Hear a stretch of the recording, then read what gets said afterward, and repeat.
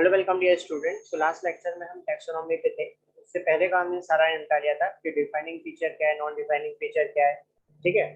And taxonomy के binomial nomenclature के जो कार्नर्स लीनियर्स ने दिया था उसके बेसिक रूल्स क्या हैं टैक्सोनॉमिकली अरेंज करने के लिए। आज हम टैक्सोनॉमी को अच्छे से समझेंगे, ठीक है।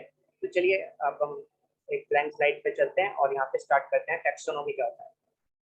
तो टैक्सोनॉमी ये हमारा आज का टॉपिक है जिसे हमें समझना है, ठीक है। तो यहाँ पे टैक्सोनॉमी के लिए हमारे पर ये वाला, ठीक है। देखिए इसमें दो वर्ड है, एक तो है टैक्सोन, एक है नोमोस, ठीक है। टैक्सोन का मतलब क्या होता है? Arrangement, arrangement. और नोमोस का मतलब क्या होता है? Lawful, lawful. तो अगर हम इसको दोनों को मिला दें तो इसका मतलब क्या बन जाता है? टैक्सोनॉमी का मतलब lawful arrangement of organism, lawful arrangement of organism.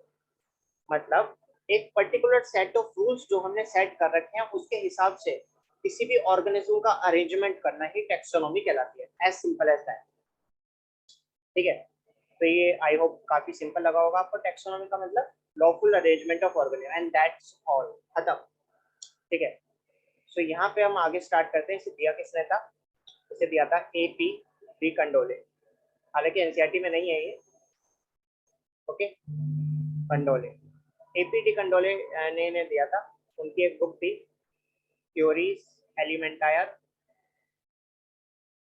मेंटायर Dila botany, theory elementaire de la botany. आपको इसको याद करने की जरूरत नहीं है, ठीक है। ये तो मैंने ऐसी जनरल नॉलेज के लिए बता दिया कि दिया किसने था और बेसिकली इनकी बुक क्या थी। क्योंकि अल्टीमेटली अगर आप नीट के लिए तैयारी कर ही रहे हैं तो उसमें आज तक नहीं पूछा गया। एटलीस्ट लिविंग वर्ल्ड जैसे चैप्टर में वो प्योरली एनसीईआरटी बेस्ड ही पूछते हैं और ज़्यादातर क्वेश्चंस जो आते हैं वो मतलब मेजॉरिटी केसेस में टैक्सोनॉमिक एड से आते हैं, जैसे कि म्यूजियम, हर्बेरिया, वहाँ से ज़्यादातर क्वेश्चंस पूछे जाते हैं। तो अगर आप कोचिंग टेस्ट के लिए तैयारी कर रहे हैं, ठीक है, तो आपको सब कुछ पढ़ना पड़ेगा। अदरवाइज मेरा मानना है आप नीट के हिसाब से तैयारी कीजिए। जहाँ चैप्टर में जान डालने वाली बात है वहाँ जान डालिए, जैसे कि ह्यूमन फिजियोलॉजी, रिप्रोडक्शन, इकोलॉजी, ठीक है, बायोटेक। ये सारे चैप्टर्स ऐसे हैं जहाँ हमें मैक्सिमम पोटेंशियल अपना दिखाना है, सारे कॉन्सेप्ट समझने हैं, क्योंकि वहाँ थोड़ा आउट ऑफ एनसीईआरटी जाना बहुत जरूरी हो जाता है सो दैट सारे कॉन्सेप्ट डीपली समझ में आ जाए, ठीक है। तो अभी आपको ये दोनों चीज आप एक बार देख लें, बस याद करने की जरूरत नहीं है। आज तक इससे कोई क्वेश्चन नहीं आया क्योंकि एनसीईआरटी से भी आउट है। एनसीईआरटी में नहीं दिया हुआ कि ओके कि किसने दिया एक्चुअली, ठीक है। तो ये वैसे मैं बता देता हूँ, एपीटी कंडोले और उनकी बुक क्या थी? Theory elementaire de la botany. Taxon और nomos, lawful arrangement of organism is called taxonomy, ठीक है। चलिए इसमें आगे की तरफ बढ़ते हैं। टैक्सोनॉमी में आगे की तरफ बात करते हैं हम, ठीक है। सो टैक्सोनॉमी एक्चुअली में होता क्या है? मतलब इसके कॉन्स्टिट्यूट, ये तो हम समझ लिया लॉफुल अरेंजमेंट को टैक्सोनॉमी कहते हैं। इसके पार्ट्स क्या है टैक्सोनॉमी? तो टैक्सोनॉमी इंक्लूड्स वही जो मैंने आपको बताया था, वही इसके पार्ट्स हैं। We have already discussed that king means characterisation.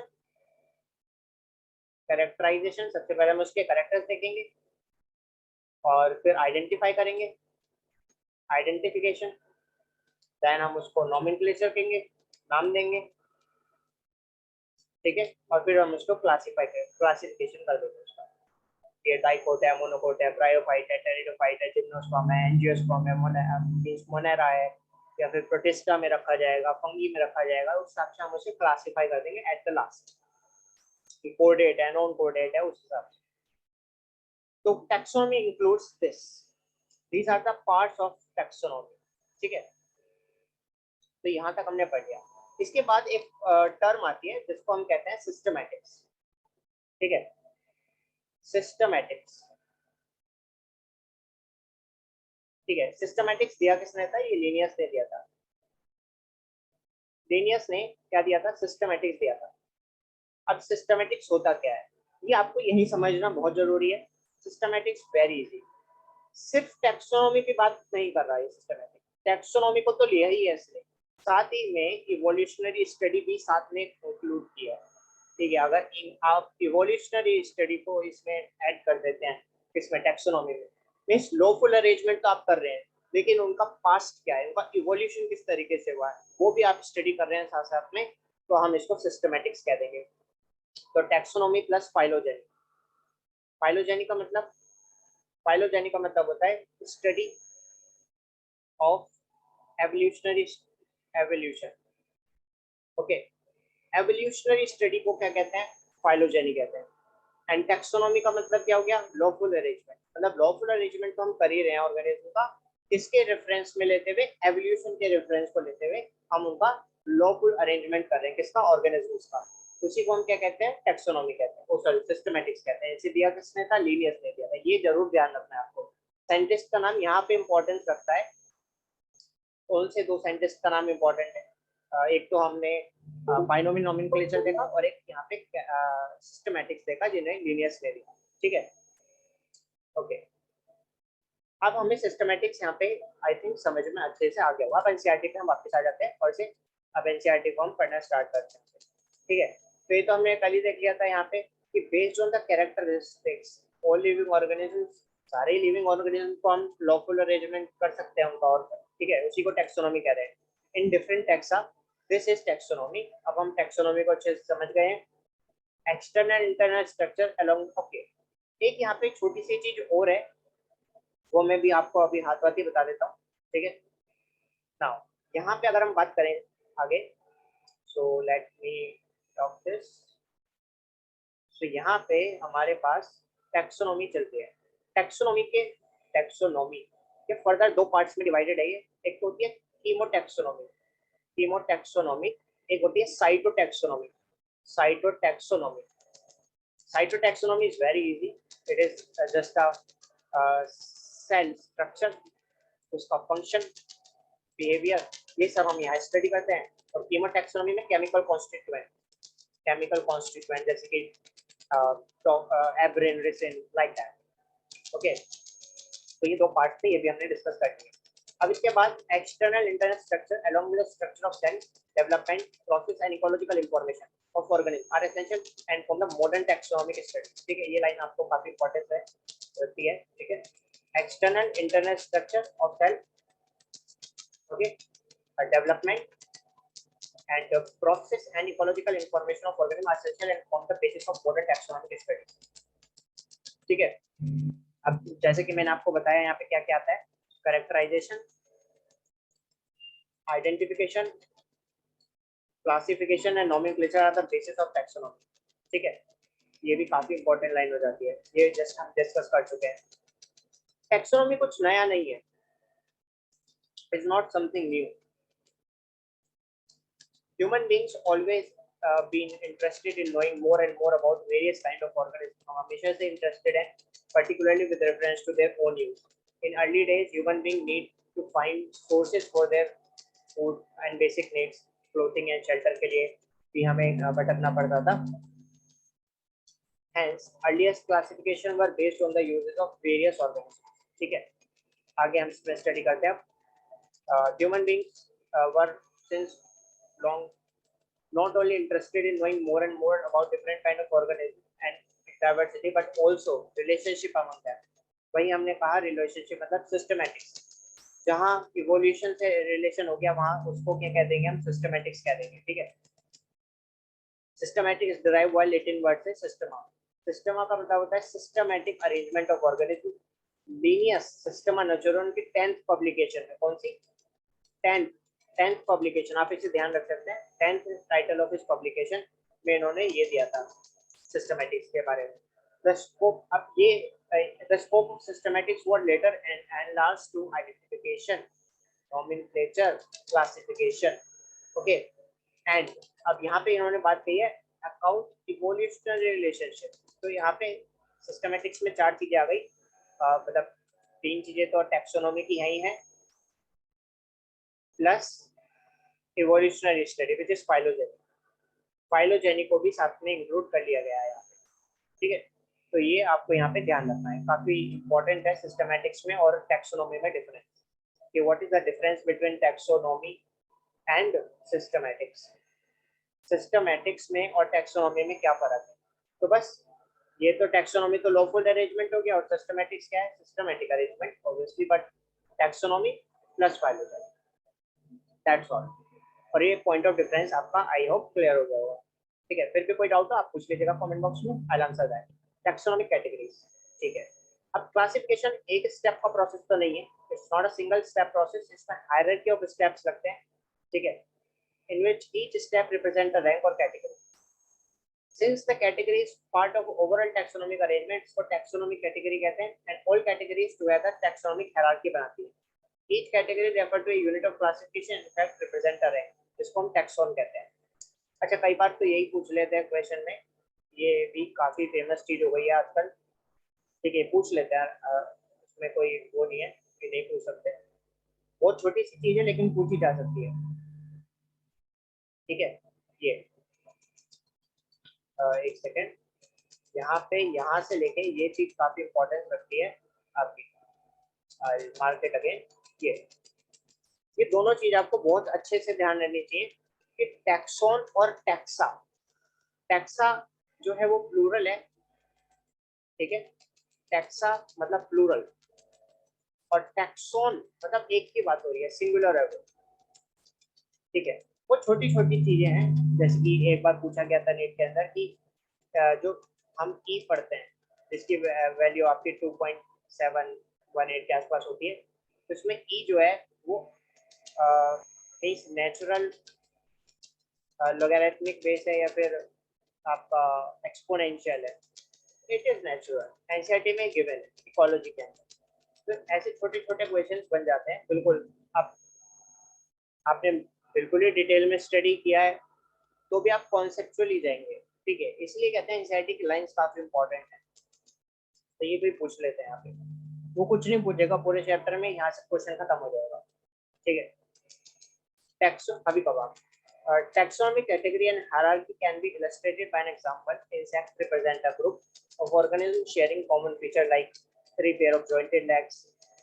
It means insects are recognized concrete objects. Okay, मुझे आपको एक चीज और बतानी थी यहाँ पे कि एक होता है टोटोनिम्स, टोटोनिम्स, ठीक है। टोटोनिम्स प्लांट में वैलिड नहीं होते, एनिमल्स में वैलिड होता है। मतलब क्या है इस बात का, टोटोनिम होता क्या है, टोटोनिम होता है जैसे कि जिसकी बेसिकली जैसे कि रेट है हमारा, तो रेट का साइंटिफिक नेम है Rattus rattus, capital R, Rattus rattus, आप इसको ऐसे लिखेंगे, ये एनिमल है, ठीक है, एनिमल में ये टोटोनिम वैलिड है, मतलब ये दोनों चीजें सेम, जेनेरिक नेम और स्पेसिफिक एपिथेट, लेकिन प्लांट में ये वैलिड नहीं होता, ठीक है। प्लांट के अंदर ये चीज आप नहीं लिख सकते इस तरीके से, दोनों चीज सेम नहीं हो सकती, एनिमल्स में हो सकती है, जैसे कि रेटस रेटस, जैसे कि नाजा नाजा, कोबरा को हम क्या कह देंगे, नाजा नाजा नाजा, एंड स्मॉल, ठीक है, नाजा नाजा इस टाइप से, लेकिन प्लांट के अंदर टोटोनिम्स वैलिड नहीं होते। चलिए आगे आते हैं। It means insects are recognizable concrete objects which can be classified and thus were given a rank or category. Can you name some other group of organisms? Remember, group of represent category. Category further represent a rank. Rank or taxon, in fact, represent a classification. These taxonomic group classification and are distinct biological entity, not merely morphological aggregates. ठीक है, तो ये सब हम समझ चुके हैं, अब इसमें हम आगे आते हैं। Taxonomic studies of all non-organisms have lead to the development of common categories such as classification, such as kingdom, phylum, division, class, order, family, genus, species. All organisms, including those in the plant and animal kingdom, species are lowest category.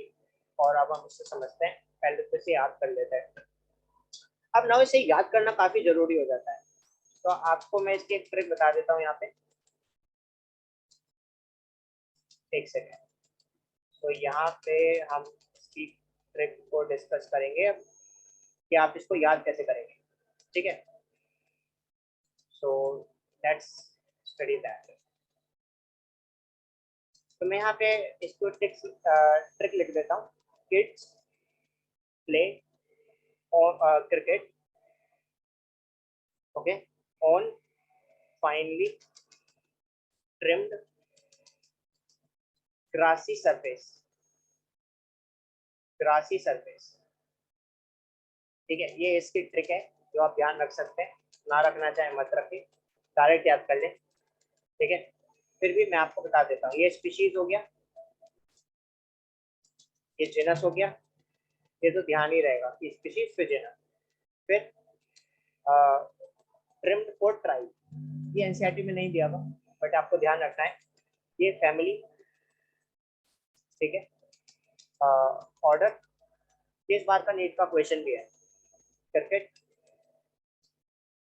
Phylum, phylum को यहाँ हम division भी कह सकते हैं, और kingdom. ठीक है, इम्पोर्टेंट ये है, ये इस बार नीट 2022 में पूछा गया है। ठीक है, ये वाला क्वेश्चन, छोटी छोटी चीजें हैं लेकिन कुछ भी पूछा जा सकता है।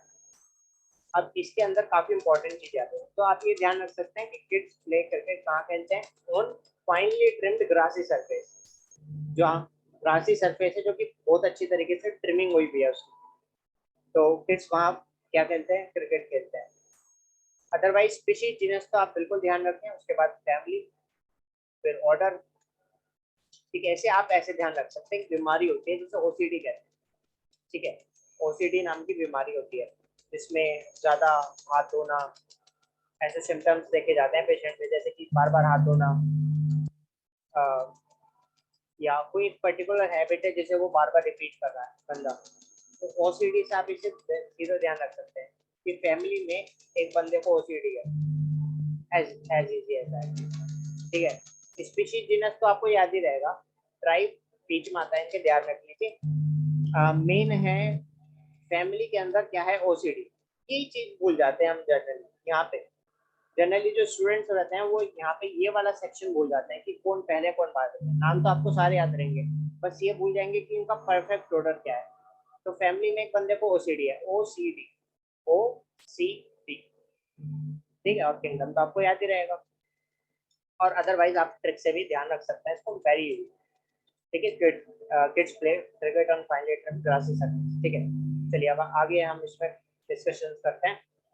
तो जैसे कि आप स्पीशीज, हमारे पास सबसे पहले स्पीशीज, फिर जीनस, अभी मैं ट्राइब को नहीं ले रहा हूँ क्योंकि वो एनसीईआरटी में नहीं है। स्पीशीज, जीनस, फैमिली में बंदे को क्या है, ओसीडी है, ओसीडी, और फिर किंगडम। ये क्या है, ऑर्डर, ये क्या है, क्लास, ये क्या है, डिवीजन या फाइलम। तो यहाँ पे हम इसको स्टडी करते हैं। देखिए, जैसे जैसे स्पीशीज जो है वो लोएस्ट है, और ये हाईएस्ट कैटेगरी, हाईएस्ट कैटेगरी, ये लोएस्ट कैटेगरी। जैसे जैसे आप इस स्पीशीज से, अब ये काफी इंपॉर्टेंट चीजें हैं जो मैं आपको यहाँ पे बताने वाला हूँ। स्पीशीज से जीनस, तो नंबर ऑफ करेक्टर्स, आप खुद बताइए कि करेक्टर्स बढ़ेंगे या घटेंगे स्पीशीज के मेंबर में जो होंगे, और किंगडम पे जाते जाते करेक्टर्स बढ़ते चले जाते हैं। लेकिन क्वेश्चन यही डिफरेंस लाएगा कि नंबर ऑफ कॉमन करेक्टर्स का क्या होगा, common characters that will decrease. ठीक है, आपको ये ध्यान रखना है कि नंबर ऑफ कॉमन कैरेक्टर्स तो घटते चले जाएंगे लेकिन नंबर ऑफ कैरेक्टर्स बढ़ते चले जाएंगे। आप उल्टा कर लीजिए, वो पूछेगा किंगडम से स्पीशीज बताइए, तो किंगडम से species, number of common characters, common characters तो बढ़ रहे हैं अब, लेकिन नंबर ऑफ कैरेक्टर्स घटते चले जा रहे हैं। ठीक है, ये आपको ध्यान रखना है दोनों पॉइंट्स। वो कैसे भी पूछ सकता है, असेंडिंग डिसेंडिंग ऑर्डर में कैसे भी, असेंडिंग ऑर्डर और डिसेंडिंग ऑर्डर डिफाइन होगा लोएस्ट और हाईएस्ट के हिसाब से, कि लोएस्ट में हमेशा स्पीशीज, हाईएस्ट में हमेशा। ठीक है, तो चलिए इसमें आगे स्टार्ट करते हैं पढ़ना। एनसीईआरटी के line by line concept clear हो गया आई थिंक आपके। ठीक है, organism in various category, the basic requirement is the knowledge of character of individual organism or group of organisms. This helps in identifying similarity and dissimilarity among the individual of same kind of organism as well as other kind of organism. तो species से start करते हैं, ठीक है, और इसे जल्दी से खत्म करेंगे हम। सो टैक्सोनॉमिक बेसिकली यहाँ पे taxonomic study consider group of individual with fundamental similarity as species. ठीक है, यहाँ पे आप इसे ध्यान रख सकते हैं, individual organism with fundamental similarity, उन्हें हम स्पीशीज कह देंगे। One should be able to distinguish one species from closely related other species based on distinct morphological difference। सिर्फ morphological difference से हम उसका पता चला सकते हैं, जैसे कि Mangifera indica, Solanum tuberosum potato, Mangifera indica mango, Panthera leo lion, इन सब के बीच में आप बेसिक डिफरेंस सिर्फ उन्हें देख के बता सकते हैं। इंडिका क्यों, इंडिका यहाँ पे इसकी स्पीशीज हो गई, पोटैटो में ट्यूबरोसम और लायन में लियो, ये जो represent specific epithet, obviously species है, स्पेसिफिक एपिथेट है। द फर्स्ट वर्ड मैंजिफेरा ये और ये जनरल हो गया, ठीक है। Represent another higher taxon, obviously species के बाद ये टैक्सोन वो आता है जेनस, तो ये हायर टैक्सोन हो गया, कौन, जेनस।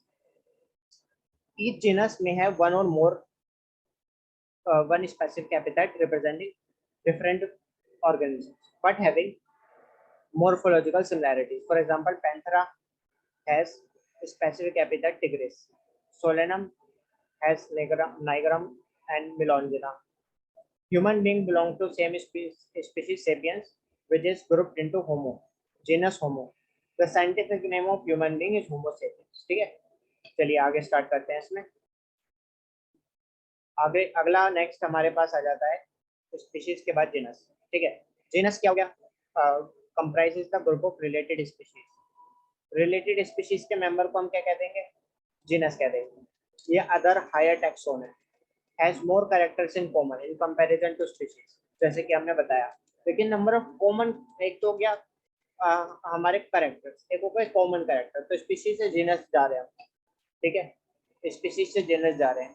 यहाँ पे ऐसे जाने पे कॉमन कैरेक्टर डिक्रीज होंगे लेकिन कैरेक्टर्स बढ़ेंगे एक दूसरे में।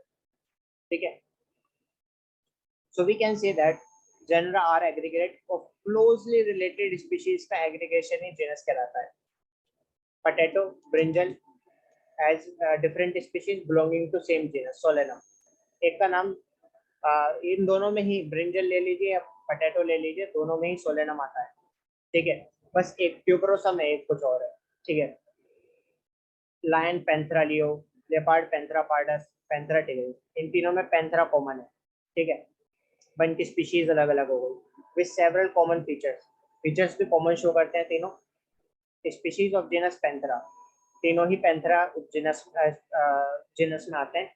This genus differ from other genus, Felis includes cat. ठीक है, फेलिस कैट, कैनिस डॉग, ये भी हमें ध्यान रखना है। फेलिस किस में आती है, फेलिस होती है कैट, और कैनिस, कैनिस होता है डॉग। चलिए आगे बढ़ते हैं। फैमिली, तो again group of related genus is family, so it is as easy as that. Next higher category is family और ग्रुप ऑफ रिलेटेड जेनरा। ठीक है, with less, still less number of similarities as compare to genus and species. वही same है, number of common characters घटते चले जाएंगे जैसे जैसे हम आगे बढ़ेंगे।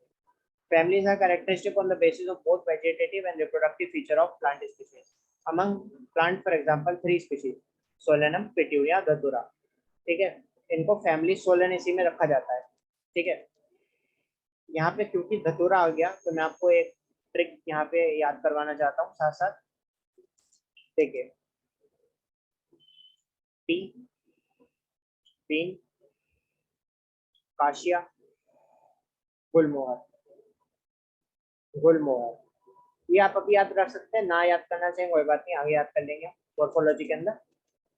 ठीक है, पीबिन, काशिया, गुलमोहर, और एक है एक तो पीबिन, काशिया, गुलमोहर हो गया, और एक हमारे पास हो गया ये किसमें आ गया, पीबिन, काशिया, गुलमोहर, जाइगोमोर्फे। जाइगोमोर्फे मतलब इस बात का इतना सही है, ये शो करते हैं बाइलेटरल सिमेट्री। बाइलेटरल सिमेट्री मतलब आप इन्हें ऐसे डिवाइड करेंगे तो इक्वली डिवाइड हो जाएंगे। तो पीबिन, काशिया, गुलमोहर इसमें आ गए।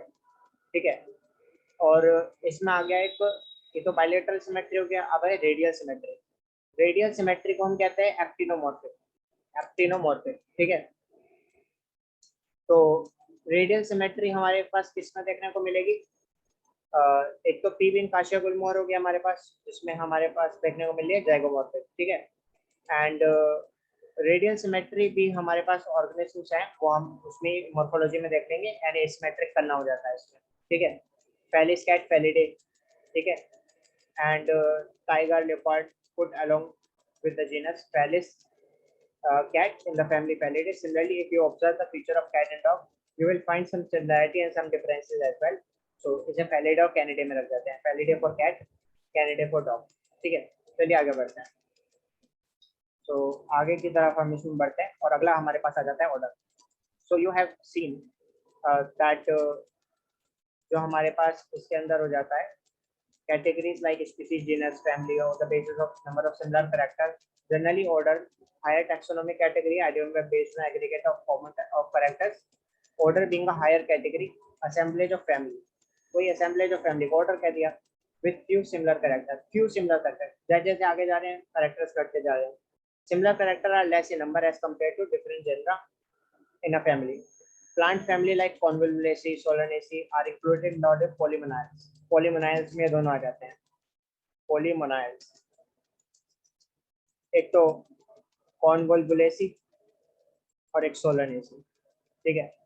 Many plant on the flower character the animal order Carnivora include Felidae and Canidae, ठीक है।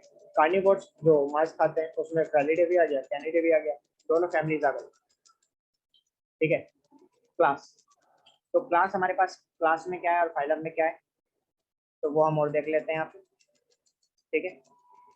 क्लास में हमारे पास आ गया, इसमें और कम कैरेक्टर्स हैं, जैसे कि order Primata comprises monkey gorilla के पर, उन्हें क्लास मैमल्स में रख देते हैं।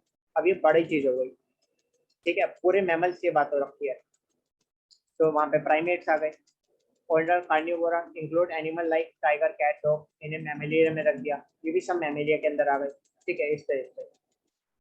इसके बाद फाइलम, तो comprising like fishes, amphibians, reptiles, birds, along with mammal, constitute next higher category called phylum.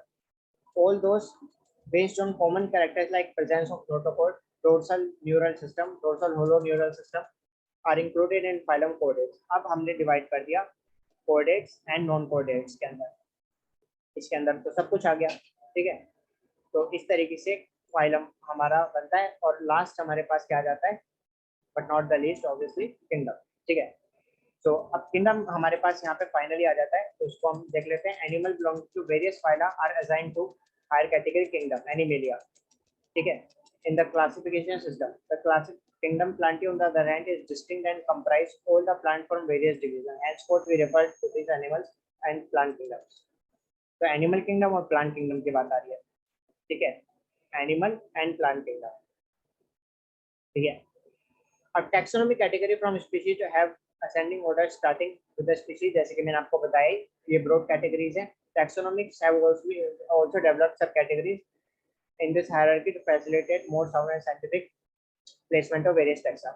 Look at the hierarchy. Can you recall the basis of arrangement? Say, for example, if we go from species to kingdom, number ये मैंने आपको बता दिया already, ठीक है, कि characters, number of common characters और characters कहाँ बढ़ते हैं, कहाँ घटते हैं, ठीक है।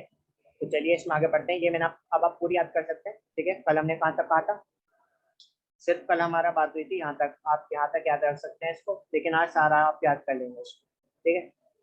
और ये आपको ध्यान रखना ही पड़ेगा, इसमें कोई वो नहीं है कि आप कैसे करेंगे इसको, आप धीरे धीरे थोड़ा थोड़ा पढ़ते रहेंगे, तो आपका आराम से तैयार हो जाएगा, ठीक है, इतना टफ नहीं है। अब हम लास्ट लेक्चर में डिस्कस करेंगे अपने टैक्सोनॉमिक एड्स, जिसमें कि हर्बेरियम आ गया और जूलॉजिकल पार्ट्स आ गए, ठीक है। इनसे तो एक समरी पढ़ के चैप्टर को खत्म करें, क्लासिफिकेशन। सो होप कि आपको ये लेक्चर काफी पसंद आया हो। कोई भी आपके डाउट्स को कमेंट बॉक्स में आप पूछ सकते हैं, और इसी के साथ थैंक यू वेरी मच।